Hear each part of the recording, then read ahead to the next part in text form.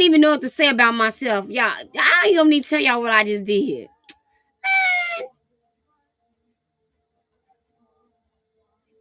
I, mm, I, I'm live now, but I wasn't that whole time. And here I am thinking I'm giving nuggets to the world, and I'm only giving nuggets to. Hey, I'm so sorry, Facebook, Instagram, and YouTube. Listen, I know that I told y'all it was going to be Freedom Night Friday yesterday, and that I was going to be dropping all these nuggets, and I was going to stay on it a while, and I have been on a while, but unfortunately, I did forget to hit live for you guys. So please charge that to my heart, to my head, not my heart. Well, however that saying works, follow that saying right now, because Coach didn't mean no harm, no foul. So I'm sorry if you're on the tail end of our conversation, but I'm going to hop right into our reading because I feel so guilty that I don't left these people out. All right. This is what I'm learning from my daughter. This is what, remember, we're doing Greg Rochelle.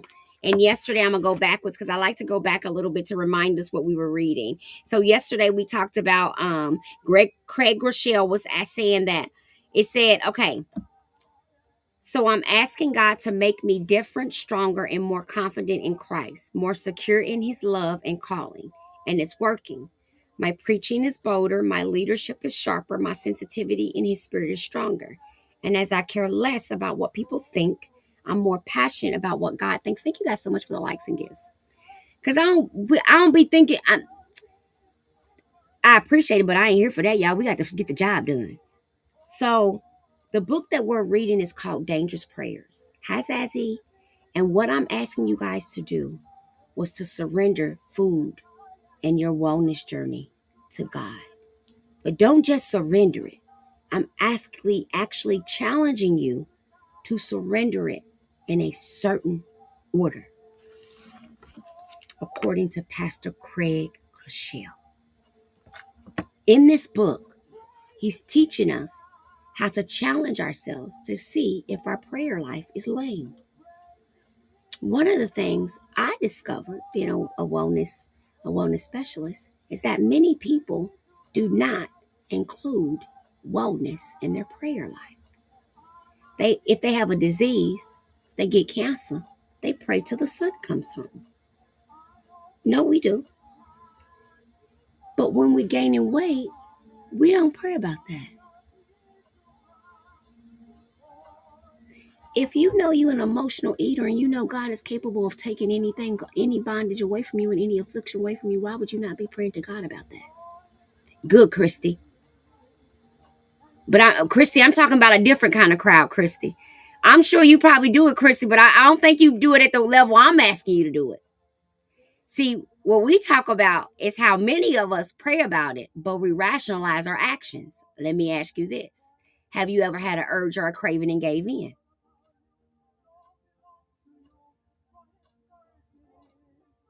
Have you ever got stressed out and went to food first and didn't pray first?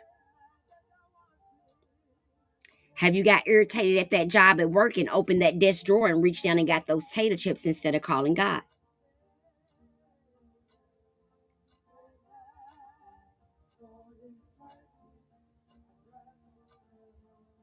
Have you ever got hurt, went to the store and got a bottle of wine and sat on your bed on your couch and Netflix and drank it and ate your snacks?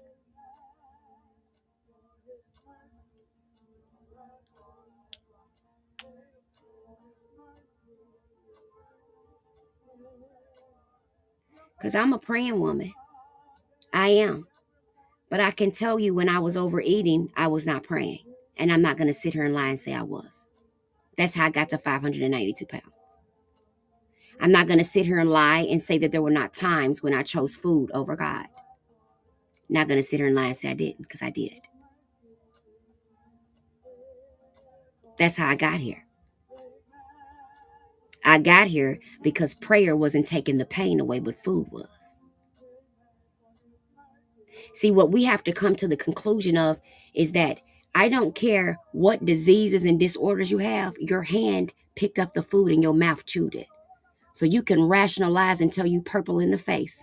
But the last time I checked, the only way food gets in people's mouth is they pick it up and they digest it like this.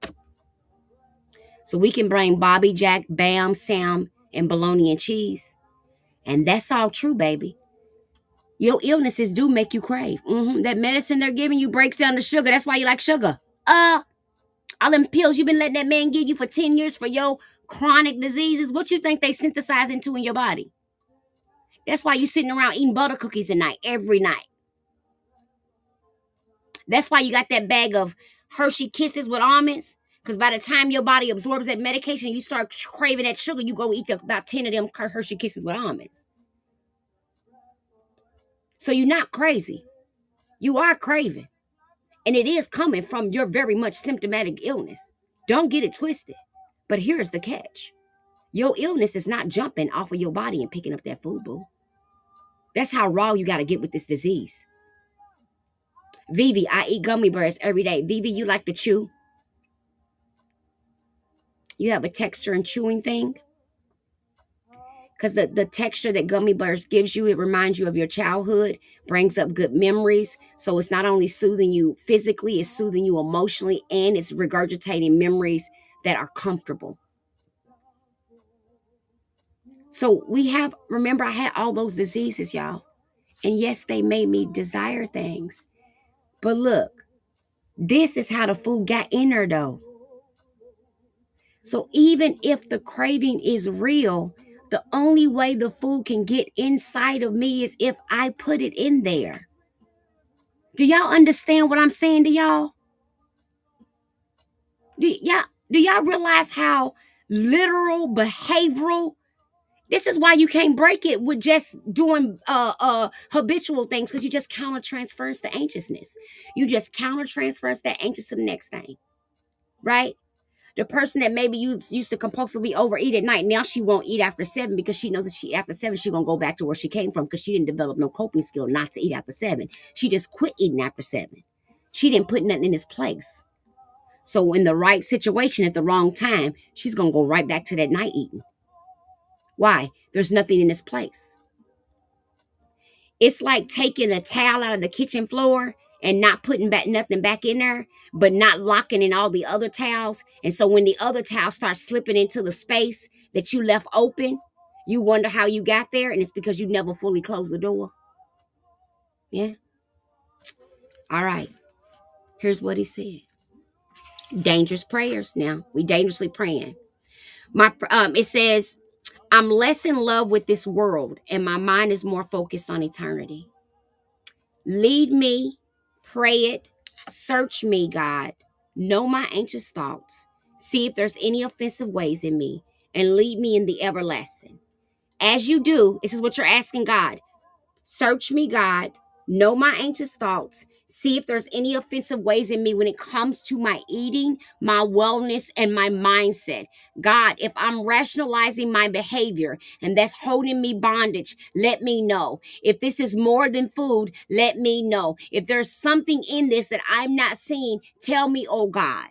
Show me, send me, search me, see if there's anything in me, and then lead me in the way everlasting. It says, as you do, listen for what God says. Watch for what he shows you. See how he connects the dots and points to you, to point to your deepest need. But don't be discouraged. Be full of faith. Discovering your deepest need is a gift. It's an opportunity. It's a blessing. Goes on to say, because your deepest need becomes a gift when it moves you to depend on Christ. This is what I'm learning from my daughter. Mandy, as I mentioned earlier, she's been struggling with chronic fatigue. He has a daughter who's sick, and she's been really sick and got a lot of stuff going on. And he says, fatigue, fibromyalgia, and several other complicated life-altering issues. When I told her that I was proud of her, of the way she was enduring the sickness, Mandy stopped me mid-sentence. Daddy, she said, gently correcting me. I've chosen not to use the word enduring. Enduring is a passive response to something that is happening. I hung on to every word as my precious daughter gave her pastor daddy a spiritual lesson. She continued, I'm embracing this whole situation. With everything in me, I believe is using it to help me know him better and help others know him too. Wiping away the tears, I had to acknowledge God had drawn her even closer. And rather than letting her physical condition rob her of her chance to make a difference, Some of us have allowed our physical being to rob us from making a difference. Some of us have stopped doing our callings, stopped doing our servings, stopped going to church. Some of us have totally stopped doing what we love, what makes our lights cut on inside of us, all because of our physical presence. He goes on to say, um, condition rob her of her chance to make a difference. When Mandy can't go out, she just records encouraging messages from home. As the writing of this book, she has more than 10,000 people who subscribe to her YouTube channel about her hope and faith in Christ. God will do the same for you. Wherever you are weak, his strength is there. Wherever you are hurting, his comfort is available. When you are tempted, his grace will give you a way out. Let your fears drive you to God. The fear of God is the only cure of fear for the fear of the fear of God is the only cure for the fear of people. Mm-mm. If you battle with lust, let God's words renew your mind. If you're tripping over pride, humble yourself and God will lift you up. If you're hiding a secret sin, find forgiveness by confessing it to God and healing by confessing it to trustworthy people. Ask God to show you the truth because the truth will set you free. Are you tired of being a boring, safe, sterile prayers? Are you stuck in a spiritual rut?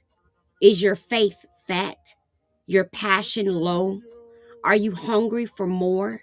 Are you ready to obey? Thank you, Christy. Then venture out into the deep waters of communication with God. Open your heart to healing from a divine God. Step into the beauty of God's forgiveness and grace. Seek his unfailing, unconditional, unquenchable love and have the courage to pray this dangerous prayer. But don't just pray it. Mm-mm. Respond to what he shows you. Step through your greatest fear and into your faith. Embrace your deepest need and let it drive you to depend on Christ. Are you ready? Search me, Lord. That's the end of chapter 1. All right, so your assignment, if you just start following me, you still got an assignment. It ain't got nothing to do with me. I didn't send you here, God did. So do what you're supposed to do. You didn't come here for me, you came here for the word. You don't even know that. So you need to go do your homework. Okay? So you can come on back tomorrow, because we do this every day. So you can come on back tomorrow with your homework done. So you ask God to search you. Know your anxious thoughts. Lead you in a way everlasting.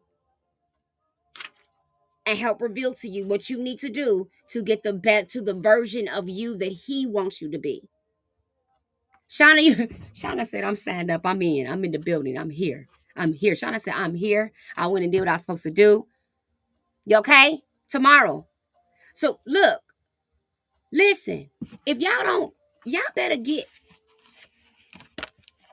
your homework done. When I come on here to Christy, you better write this down in my journal right here, y'all. I journal every day. The thing we're doing is called 30 Days In. That's the name of this program. It's a free challenge. It don't cost you no money. It's 30 days in. We're 30 days for every day for 30 days. We are showing up together. We started on January 4th. We are going to be on February the 4th. Do you understand? We committed to this thing because here's how behavior modification works. If I can get you every day to do something with your brain, it's called consistency. Your brain sees it and likes it. The first every day is fire. I promise you. It's God. It's not me, boo boo. I'm in constant prayer. Didn't you see me get my boat on prayer line? I stay in constant prayer because I could never do this. This thing of what we're doing is healing and dealing and feeling.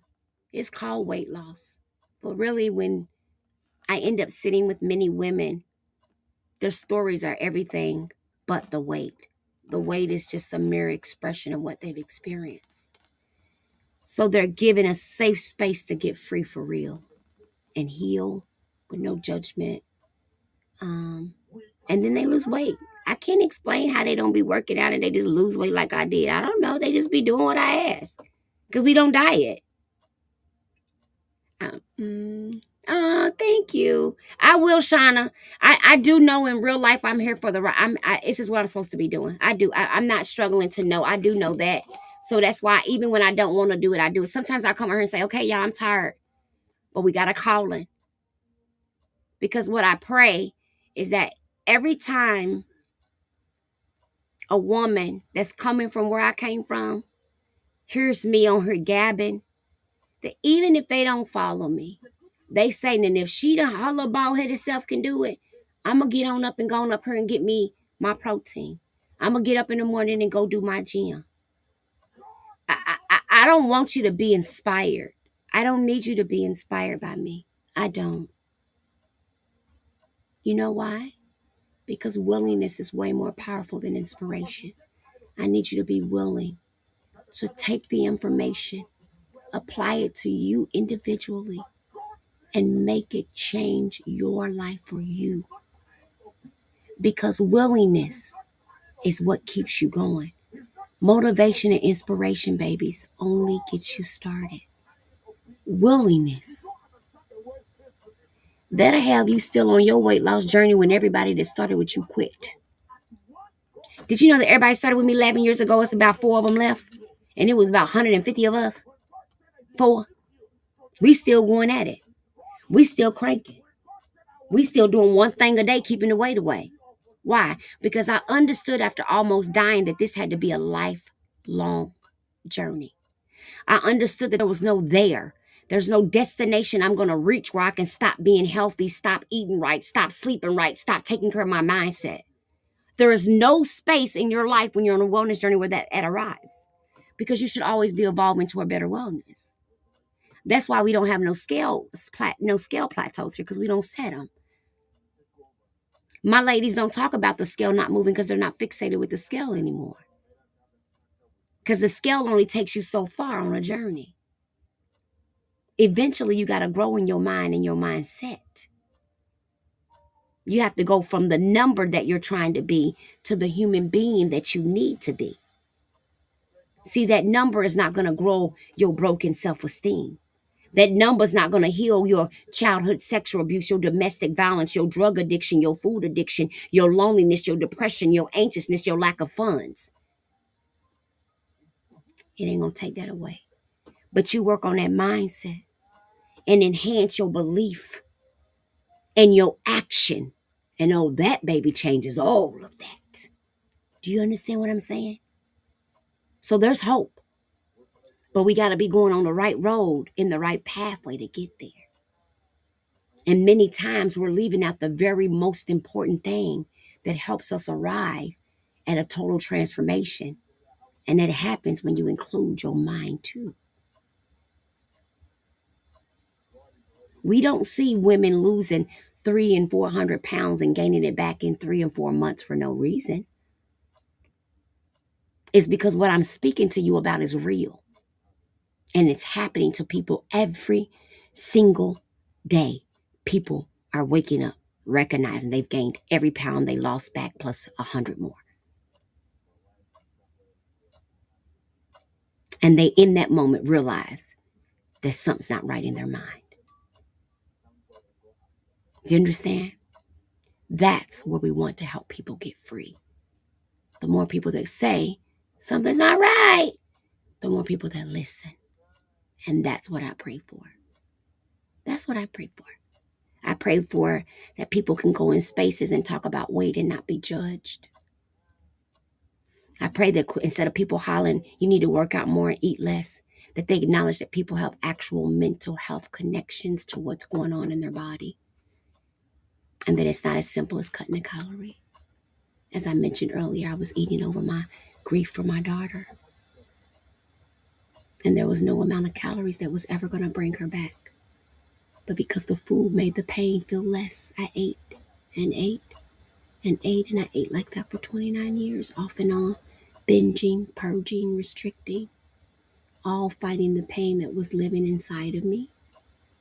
Yeah. And because I was real successful, I ran from it. I would just get another degree, get another house, buy another car. That's how I dealt with it. And then when I got sick, I couldn't run from it anymore.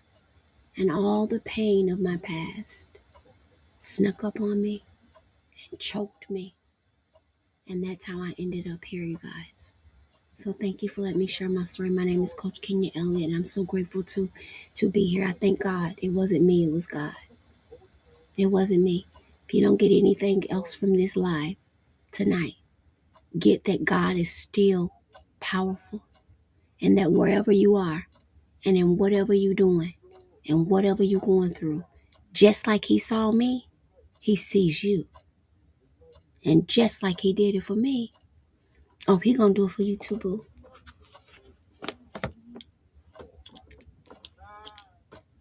He gonna do it for you too, boo. Okay? He gonna do it for you too. All right? So that's all I have. It's 11 o'clock. It was a great Friday night live. I had a blast. Make sure you message me if you haven't. I have my little list. It's not a big list, but I have my little list. So that means in the morning, bright and early, I'm going to be looking for you folks. Okay? On Saturdays, I go live a little bit earlier, so you guys will get to see me nice and early tomorrow. So look for me. Cut your notifications on. Tomorrow, I do have a speaking engagement. I'm a motivational speaker, so I've been hired to not hired, but I say hired. I speak that in the name of Jesus. I haven't had a gig in a while, but I have been asked to speak. That's not true because I've been asked to speak 3 times in the last month. I've been asked to speak tomorrow at a meeting, so I'll be speaking at that. But I'll share my story as I have here. Yeah, so I'm going to hop off so I can actually finish watching our half night service, and then also so that I can do a little prayer and meditation myself to get my mind right for in the morning. Please feel free to message me, you guys. I won't ignore you. I will respond. You are not going to be forgotten. I trust. Trust me, you won't. Yes, I get on you. I'm on YouTube right now, boo. They looking at me too. Yep, every day.